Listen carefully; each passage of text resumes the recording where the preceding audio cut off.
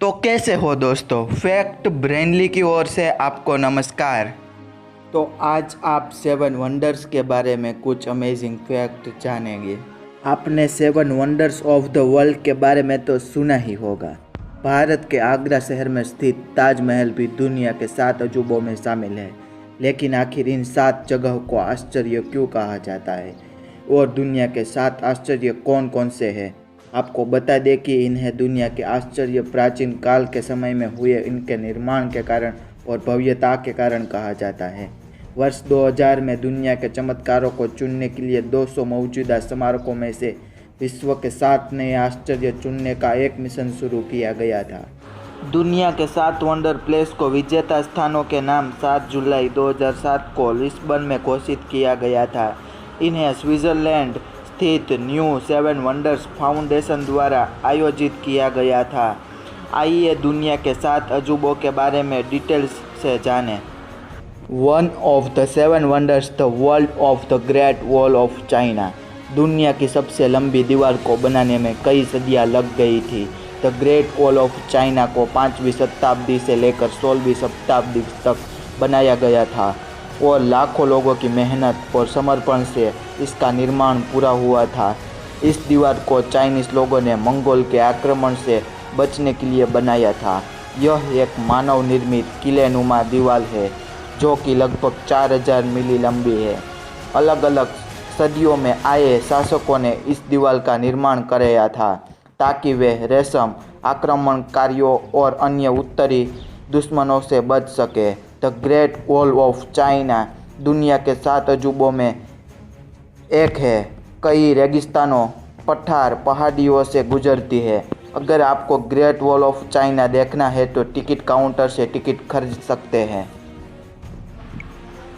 दुनिया के 7 अजूबों में शामिल क्राइस्ट द रिडीमर का स्टैच्यू लगभग 98 फीट की ऊंचाई का है। यह ब्राज़ील के रियो डी जनेरियो के दक्षिणी हिस्से में मौजूद है। स्टैच्यू का निर्माण 1931 में पूरा हुआ था। स्टैच्यू कंक्रीट का बना है और इसका तल लगभग 26 फीट की ऊंचाई का है। स्टैच्यू का निर्माण राजकुमारी साबेल, जो कि ब्राज़ील पेड्रो शासक की बेटी थी, उसकी याद में बनाया गया है। इस प्रतिमा निर्माण का प्रपोजल 18वीं शताब्दी में दिया गया था, लेकिन उस समय इसका निर्माण नहीं हुआ था। प्रतिमा का निर्माण पहाड़ के ऊपर करने को कहा था ताकि पूरा शहर स्टैच्यू को देख सके। इस स्टैच्यू का निर्माण ब्राज़ील का पोर्चुगल से स्वतंत्र होने पर किया गया था। ओस्वाल और सिल्वा कोस्टा मिस्टेक ने स्टैच्यू का डिज़ाइन बनाया था और मूर्तिकार पोल ने स्टैच्यू के सर और हाथों को डिज़ाइन किया था। स्टैच्यू का निर्माण 21 अक्टूबर 1931 में पूरा हुआ। वर्ष 2000 में इसमें और जाने के लिए रास्ते बनाए गए ताकि विजिटर स्टैच्यू तक पहुंच सके। Machu Picchu Peru, the wonders of world. Machu Picchu को साउथ अमेरिका में 15 से लेकर 16वीं शताब्दी तक बनाया गया था। लगभग 100 साल से माचू पिच्चू की साइट पर कोई नहीं गया है। माचू पिच्चू को स्पेनिश आक्रमण के बाद बंद कर दिया गया था। इस जगह 150 बिल्डिंग है जिनके अंदर मंदिर, घर, बाथरूम, इसके अलावा खंडहर भी है। माचू पिच्चू के इतिहास के बारे में ज़्यादा नहीं पता चला है, लेकिन कहा जाता है कि यहाँ कोई धार्मिक स्थल था। जब इसकी खोज की गई थी तब इसके बारे में कई थ्योरी बनाई गई थी। अमेरिकन पिच्चू की पेरू में खोज की थी। वह अपनी टीम के साथ और एक घोड़े को लेकर इस तक पहुँचे थे। एक किताब the lost city of Incas Machu Picchu पर आधारित है।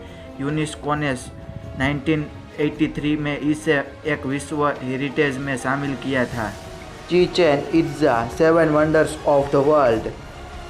इट्जा से माया सभ्यता जुड़ी हुई है। यह एक बहुत ही लोकप्रिय पर्यटक स्थान है। यहाँ माया सभ्यता के बचे हुए अवशेष हैं जो कि युकाटन पेनिनसुला पर बने हुए हैं। इस जगह पर कई पिरामिड, मंदिर, खेल के मैदान और कोलम बने हुए हैं।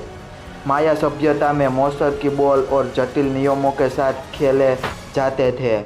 इन कोलम पर जटिल नक्शाली भी मौजूद है। इसके अलावा इस साइट पर एक पवित्र कुएं के साथ खगोलकीय वेधशाला भी है जहां पर शूरवीरों के मंदिर है और माया धर्म के कई रिकॉर्ड एक साइट पर मिलते हैं।